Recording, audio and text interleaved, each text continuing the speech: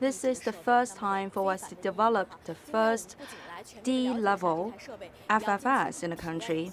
And today we're about to go inside and have some hands-on experience about this FFS, and also we can have the opportunity to know more details about this machine. We have invited the Chief Technological Officer, Dr. Ding Yuan.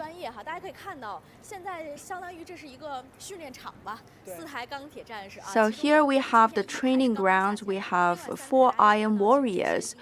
One of the 4 has just been completed in the assembly line, and we also have 3 other copies aligned here. And we can see also some pilots have just completed their daily training. And each time when we send new pilots into the sky, we have to first of all let them go through the training modules here, and everything you can experience inside this cabin of FFS is exactly what you can expect to see when you are in the real cockpit. We have, for example, the FFS for A320 and also the others.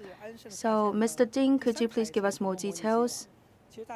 This is the 3rd fully automated simulator with Excel. We also have the Boeing 737 delivered back to 2013. We have the Boeing 737 NG and also 737 MAX.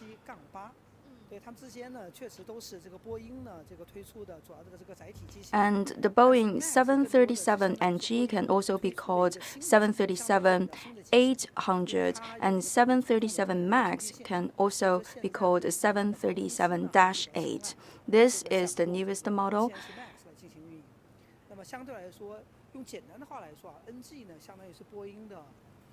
So in a nutshell, the NG is an older model, and MAX is the latest version.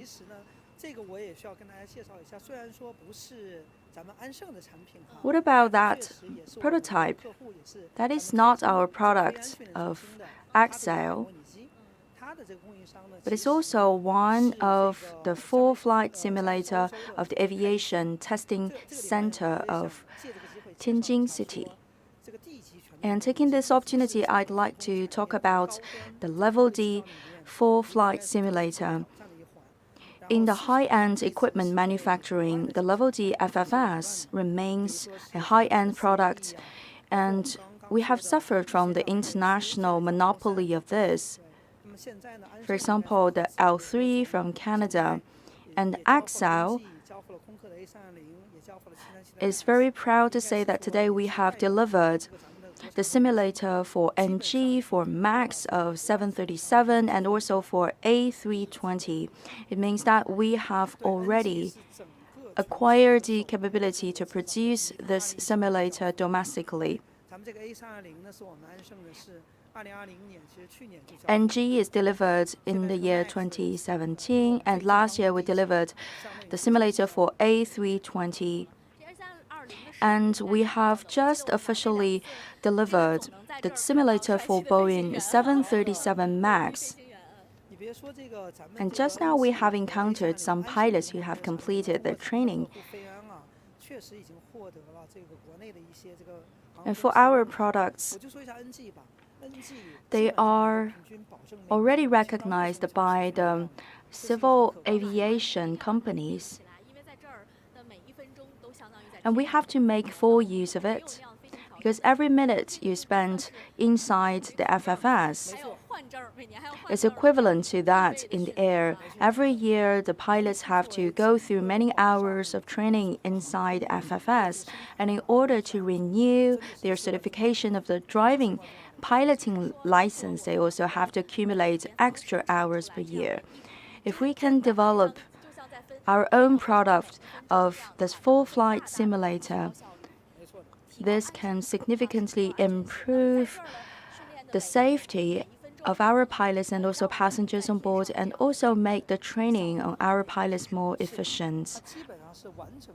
So in general, thanks to the utilization of those full flight simulator, we can make the trip safer in the air. Later on, we're about to go inside one of the FFS, the full flight simulator. Then you can see that the whole cockpit is exactly the same copy of a real airplane. So now I cannot wait anymore to go inside, and I have two engineers to help me with this hands-on experience. Later on, we're about to witness your marvelous manipulation of all the buttons and also the joysticks, etc. So as we know that our pilots can go through this corridor to reach the cockpit. Later on, when we launch the whole system inside the simulator, we're about to break this connecting corridor. This is also the simulation of our real entrance into an airplane. We have this corridor, and we have this operation area.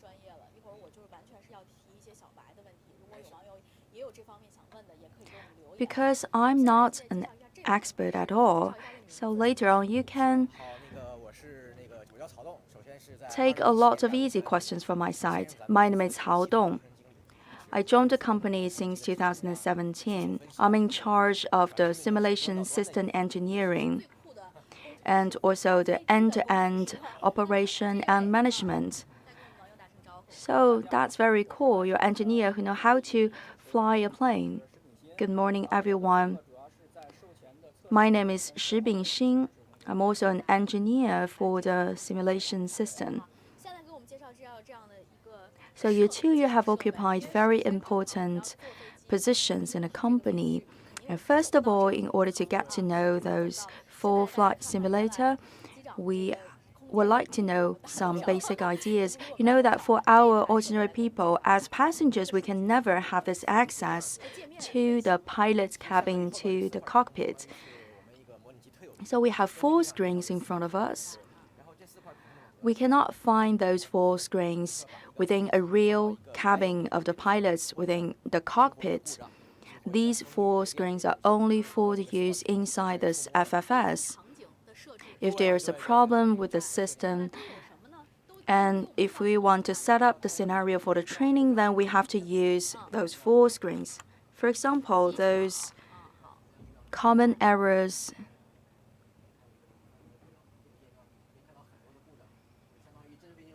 So inside the names of the bugs of the system. So here, with this system, we can simulate the commonly seen bugs that a pilot might encounter when he is piloting the plane. And we know that the greatest charm of this simulating system is that we can approach as closely as possible to the real-time experience. Now, because we have already tried all those bug-fixing systems and we know how to deal with them, then we will not be worried if we can go into such a dangerous situation when we are piloting a real plane. And apart from those commonly seen bugs, we also have prepared some extreme conditions. For example, a failure of the liquid pressure system.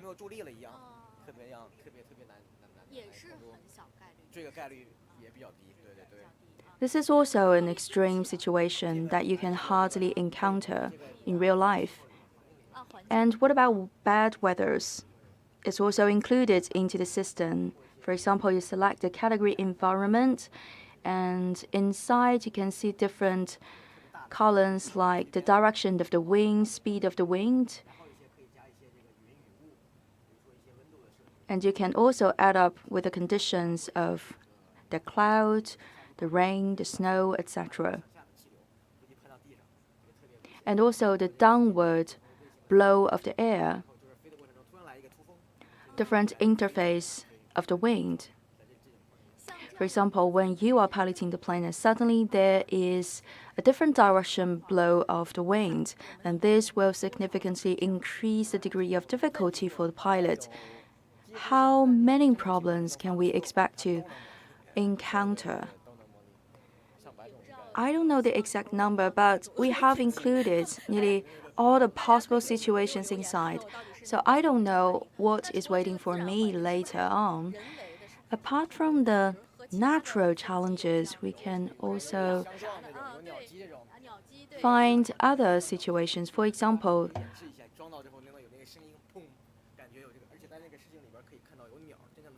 the flight of the birds.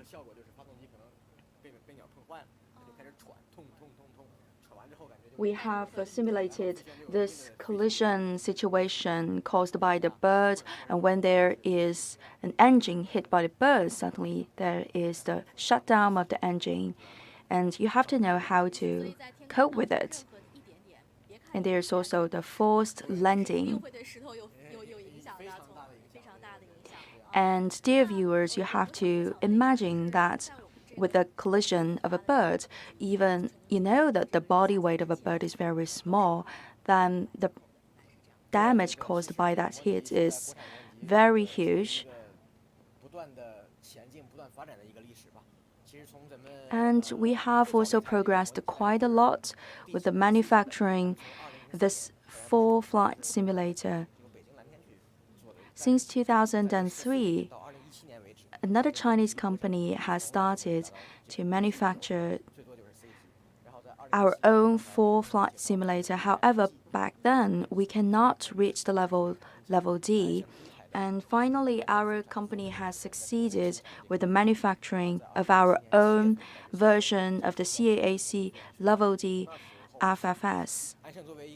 We have delivered the very first model of the FFS to the company in 2017, and this has set the milestone for the domestic manufacturing and development of our own FFS. And later on, we have also delivered the simulator for A320 and also the Boeing 337 MAX and Boeing 737NG. We have this diversity in our range of products. So in the domestic market, we have those products to cover the demands coming from the users of the Airbus and also the Boeing planes. What about the other highlights? We have this whole R&D system aligned with the international standards. We have kept a close eye on the latest developments in the international arena, and we developed the same product domestically. So this means we can always stay among the best in the world.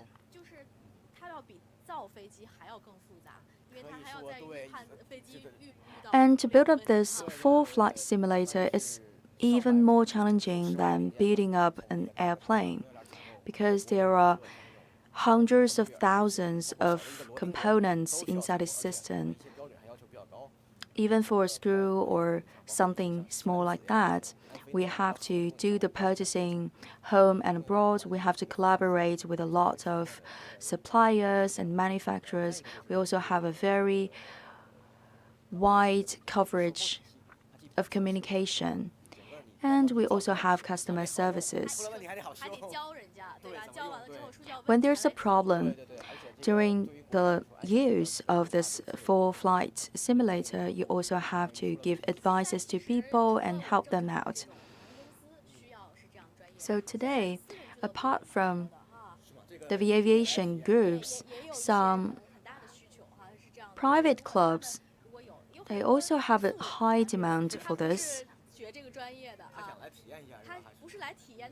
And for ordinary people, if they want to learn the skills of piloting a plane and they have this as a lifetime goal, they can also try to reach the full flight simulator and they can have some hands-on experience themselves. Just now we have talked about the Boeing 737 MAX and 737 NG. We have already developed the corresponding FFS for them. And each time when we change the product, when we develop a new product for a type of plane, how can we realize the goal? Do we have to change everything from the base and to the structure? For the base and structure, we don't have to change.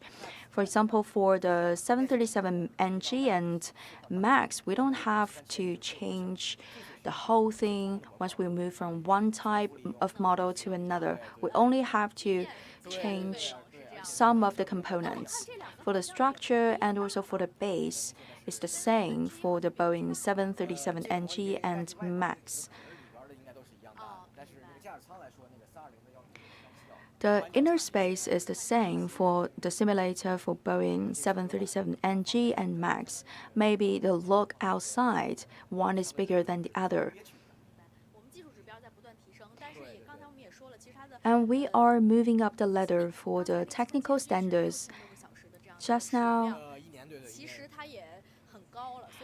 we have mentioned that throughout a year, there may be accumulation of 6,000 hours of training with the Boeing 737 NG. And we can continue to increase that number of hours of flight. And maybe now we can kick off our journey inside the simulator. So now I'm the captain of the plane.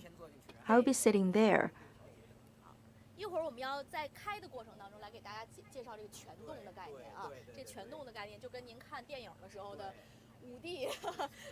And later on, we're about to give you more knowledge about this full motion, the full flight simulator. We have to readjust the position of the chair.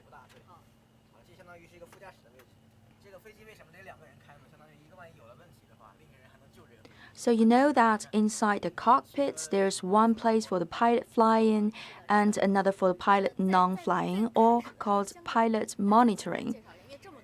So before kicking off our journey, we can give some instructions to our viewers.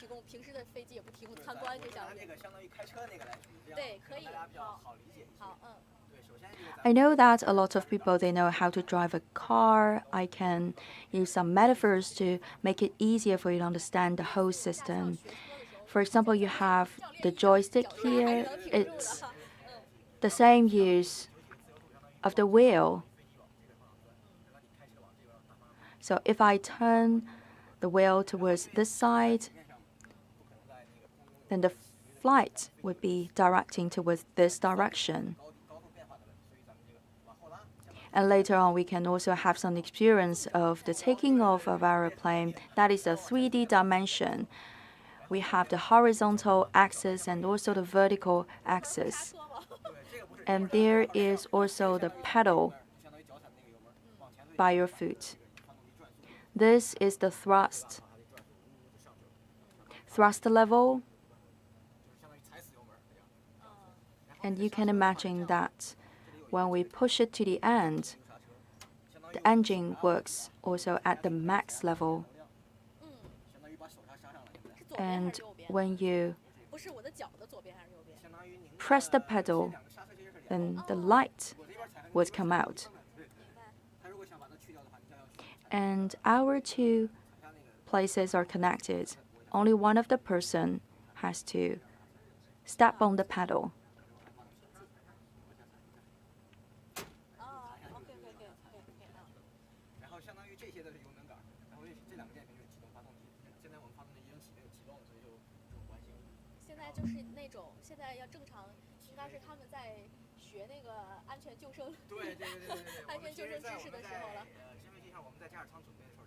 So in a real trip, by now, our passengers are listening to the instructions for the safety.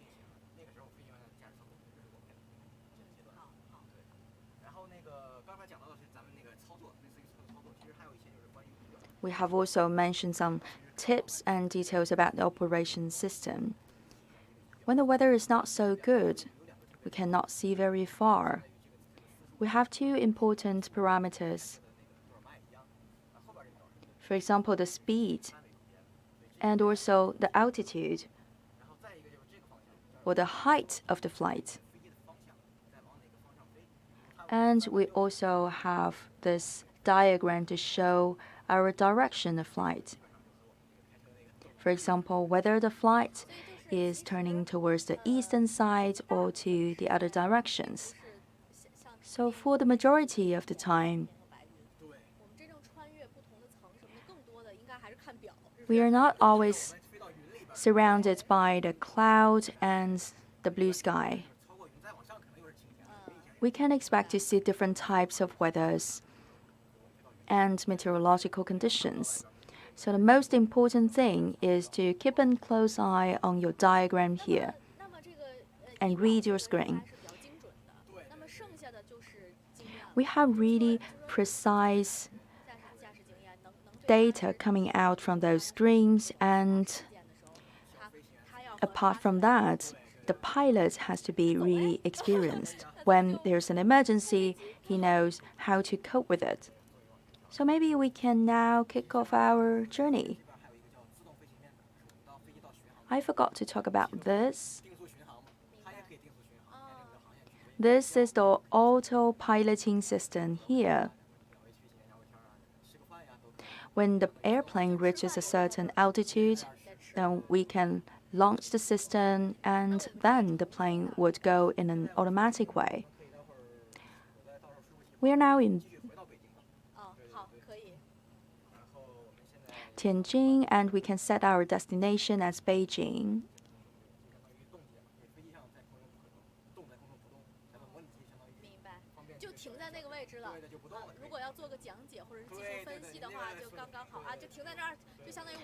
We also have the frozen mode. This means that we can freeze our simulator at a certain position so that instructor inside the cockpit can give some more explanation to the pilot flying. And now we can start taxiing. I'm about to gear up with the thrust level.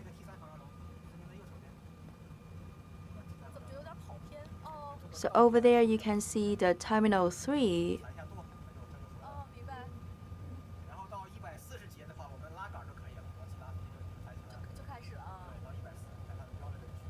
When it goes up to 140, we can use the joystick.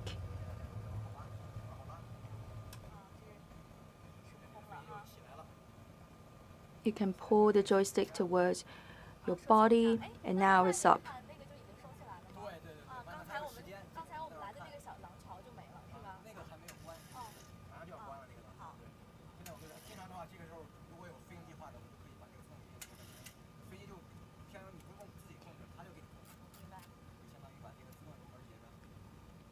And you also have this auto-piloting system. A lot of work can be completed automatically by the system. What is that? This is to balance the body position of the plane, to lower a little bit the head part of the plane.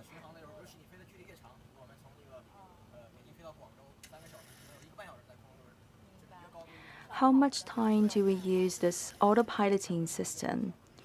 Quite a lot. For example, from Beijing to Guangzhou, it's a trip of 3 hours and more, and about half of the time you're using this automatic piloting system. So all those villages and farmlands that I can see, are they real?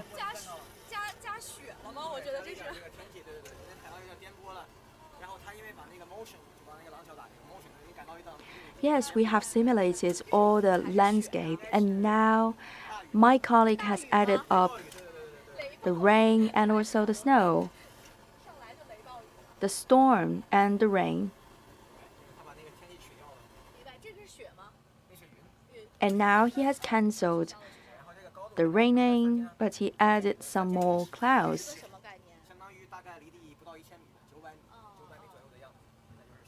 Now we are at an altitude of 3,000 feet.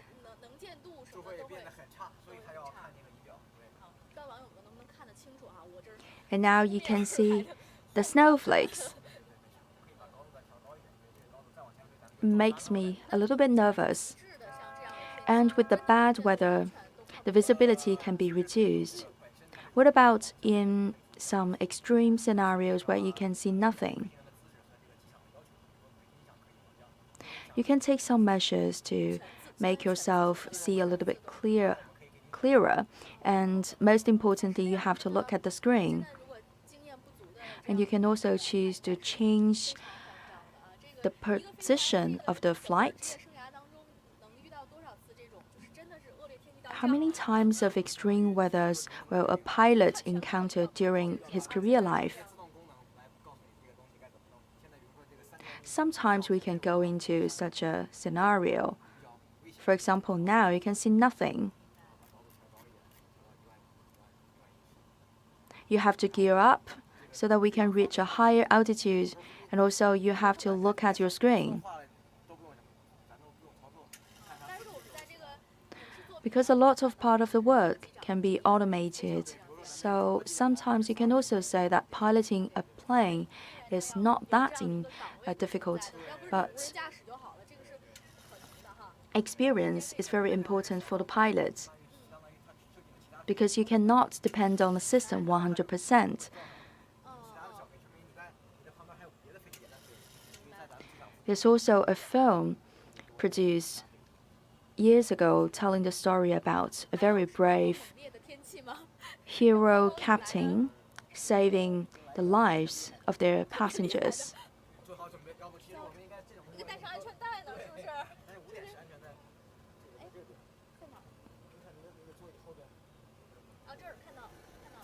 Because we are preparing some stronger blows and turbulences, so now it's better for me to fasten my seatbelt.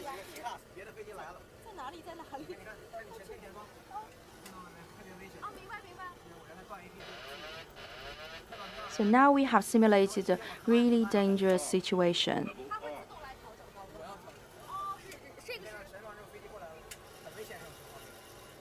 For example, there's another plane coming towards our side. In this case, you have to do it manually.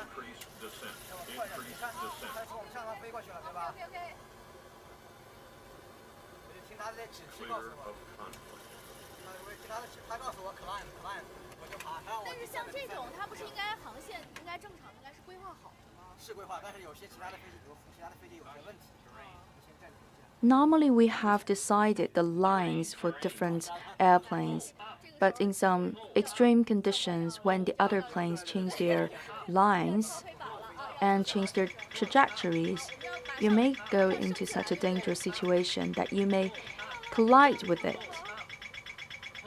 And now there are some mountains. You also have to avoid collision with those mountains.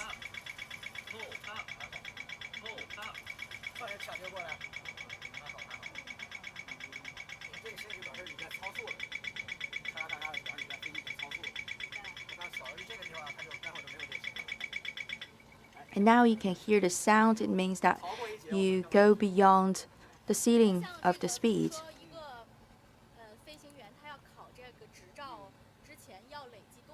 For a pilot to obtain his licensing, how many hours of training is required? First of all, a license for student pilot.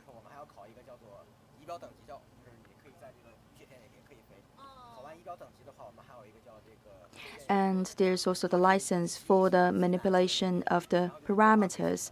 So we have this whole ladder of difficulty levels. You move from one level to an upper level. For example, for the A320, they are training for the airplanes with passengers on board.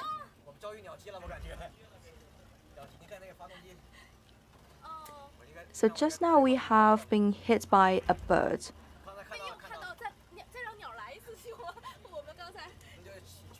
Sorry, I missed that hit. Can we have that again?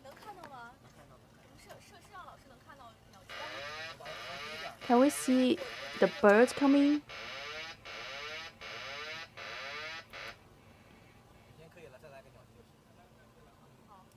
So let's repeat the collision with the bird.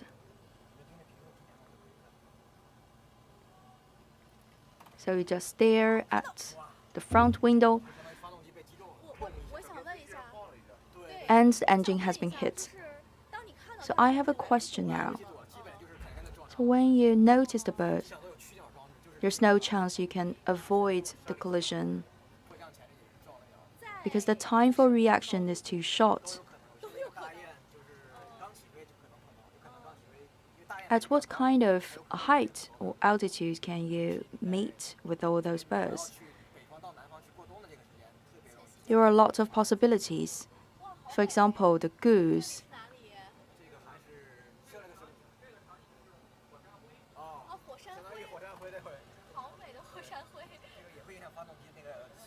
That is very beautiful, but it's volcano ashes.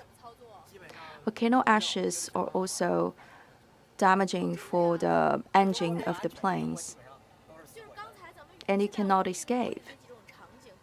But luckily, we don't have a lot of volcanoes in China. When the plane is hit by the bird or when the plane goes into the volcano ashes, you have to execute an enforced landing. You have to communicate with the tower, and then you receive the order. What about this sound? We have exceeded once again the speed. Now you can see the signals in yellow color. It means there's a problem with the engine now.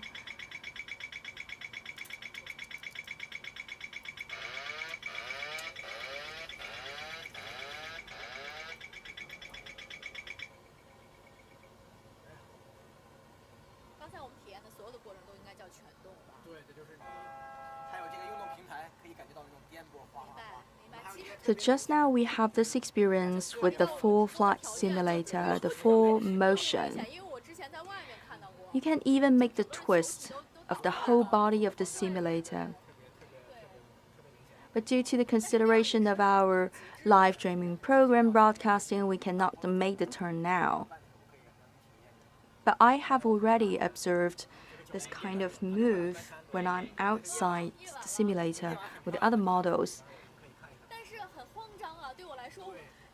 And now we changed another scenario, the nighttime flight. When we go near the side of an airport, it's very beautiful landscape. You can also see some stars. In this case, you are heavily dependent on your screens and system.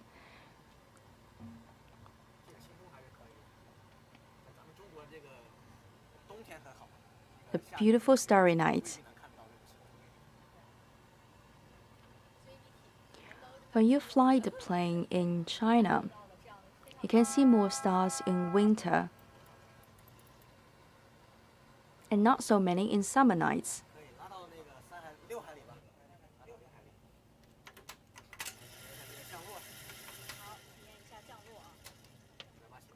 Now we're about to land our plane.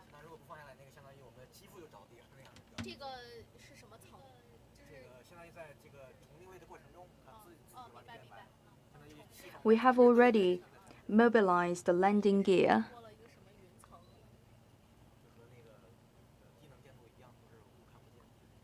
We are doing the landing.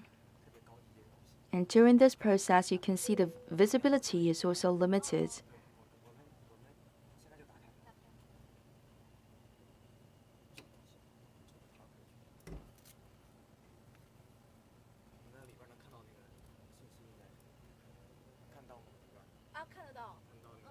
And there's an extra screen here.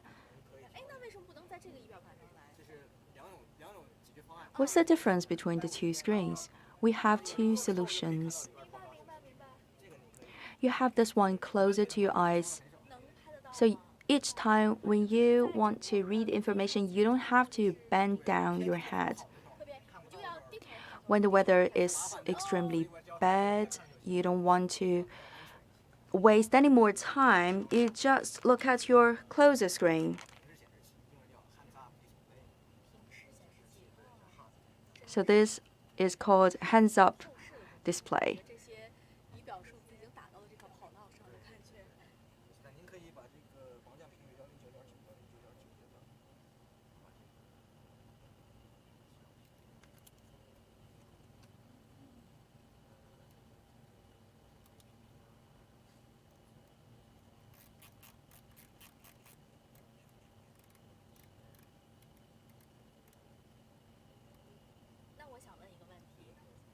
I have a question for you.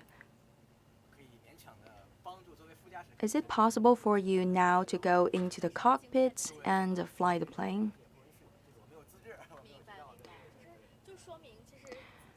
If I got the chance, maybe I can play the role as the pilot monitoring. Because still, to be a real pilot, you have to accumulate a lot and a lot of real flying hours. In China, it's very safe for you to board a plane because you can always trust those pilots. They are trained after so many hours. And when you sit inside the cockpit and when you sit in the passenger's seat, it feels different. You can feel stronger pressure of the air and also great emotions when you are sitting in the pilot's seat.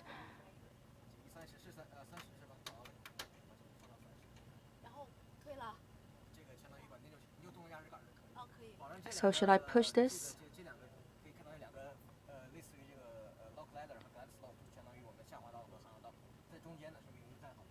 We have 2 lanes here.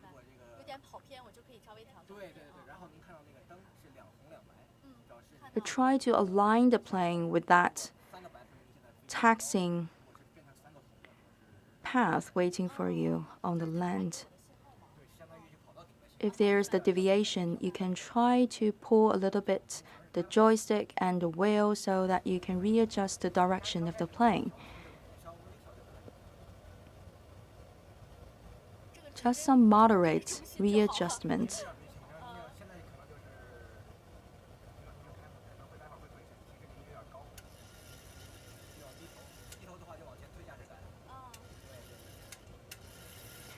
If you want to lower the head of the plane, you just push a little bit the stick.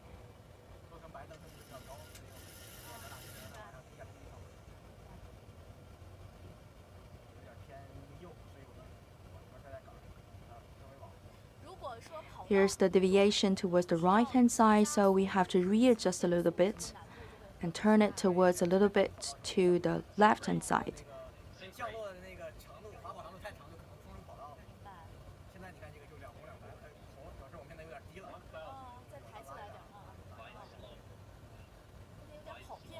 And you have to find the right point to land the plane, because you have to prepare a certain distance for the following up taxiing.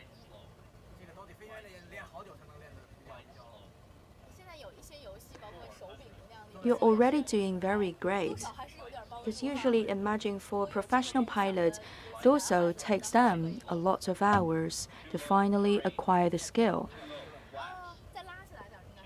Now is too low, and we have to lift a little bit the body of the flight.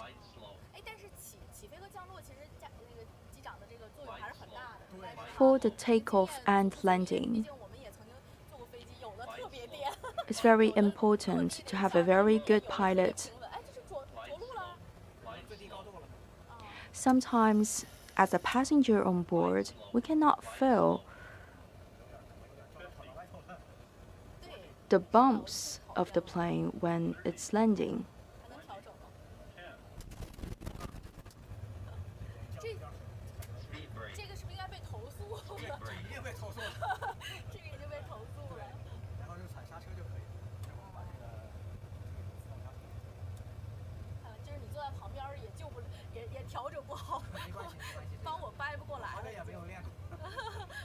I'm sorry for that bad landing just now.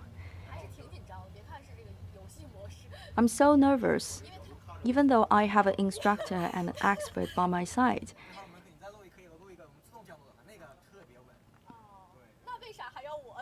Later on, we can also show you the automatic landing. That is really smooth.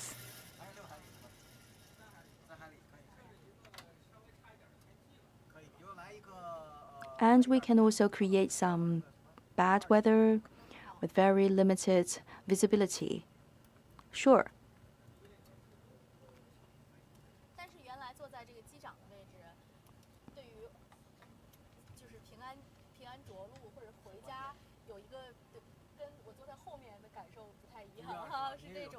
Now I feel quite different when I'm in the seat of the pilot flying. I would like to have a second chance.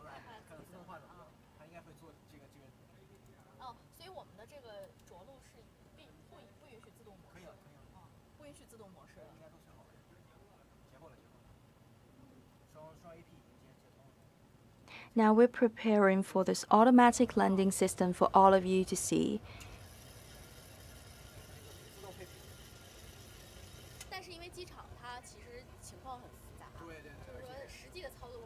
And in the airport, it's a very complicated situation.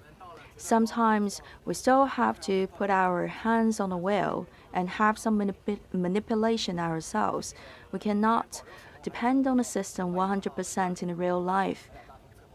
For example, when there's the sudden blow of the wind, and our system cannot make the perfect decision every time, and so it depends on the experience of the pilot. I remember that I visited an island country. They have the shortest they have the shortest runways in the whole world. So there's nearly no time for taxiing before the taking off and the landing.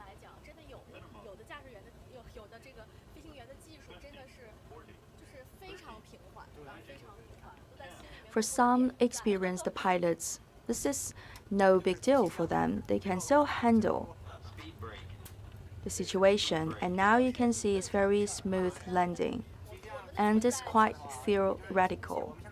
In real life, you have to combine the two.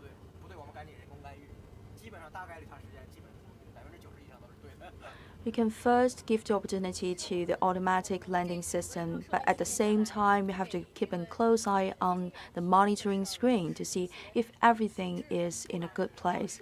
If there is a problem, a sudden emergency, immediately you have to intervene.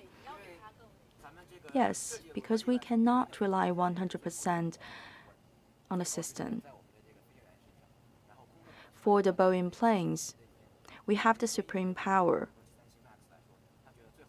For example, the 737 MAX is the pilot that will make the final decision whether we will do the landing at this point or not.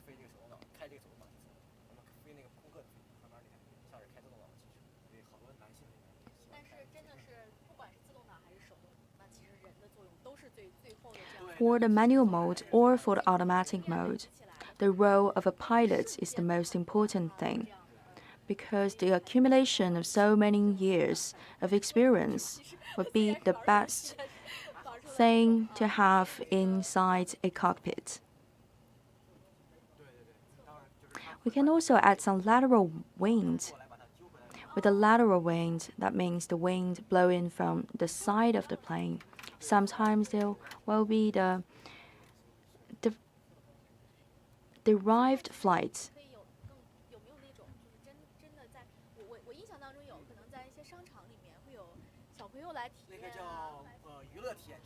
Sometimes in the shopping mall, you can also find some simulators for the children to play with.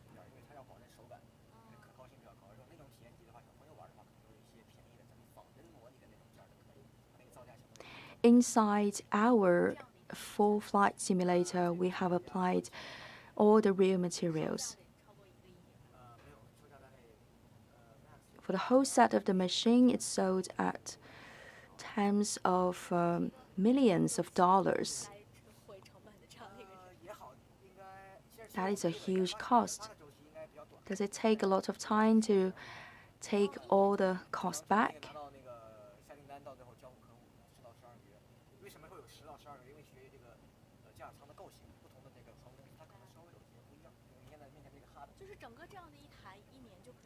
And for different models, usually for one set of machine, we can complete the manufacturing within a year. For some easier models to make, it takes us about 10 months, and for some more challenging ones, more complicated ones, it takes usually 12 months. So it's about 10 to 12 months for the manufacturing.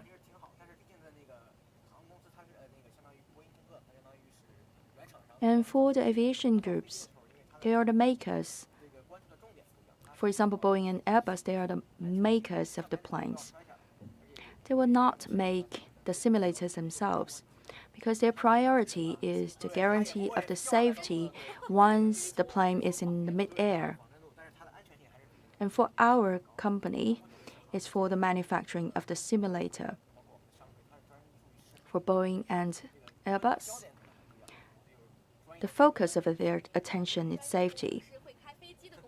And the focus of ours is to present the highest level of simulation. So you have to give the professional task to the professionals.